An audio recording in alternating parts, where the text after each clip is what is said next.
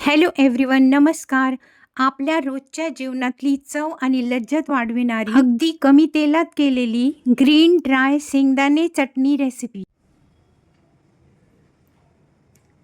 शेंगदाण्याची ड्राय चटणीसाठी लागणारे साहित्य: 1 कप भाजलेले शेंगदाणे, 5-6 हिरव्या मिरच्या, 6-7 लसूण पाकळ्या, अर्धा इंची आले, अर्धा चमचा जिरे, मीठ चवीनुसार, कोथिंबीर आपल्याला देठासहित वापरायची आहे, 1 मोठा चमचा तेल.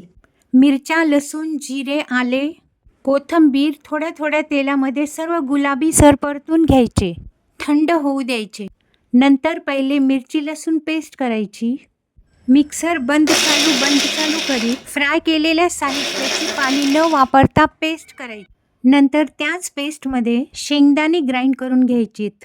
नंतर तेलात लो फ्लेमवर सर्व तयार चटणी फ्राय करून घ्यायची. टेस्टी चटणी रेडी. ही चटणी चपाती, पुरी, भाकरी, वरण भाताबरोबर तर छान लागतेच, 5-6 दिवस खराब होत नाही. प्रवासातही पुऱ्यांबरोबर नेता. हेल्दी खा, आनंदी रहा. God bless. आवडल्यास लाईक अँड सबस्क्राईब.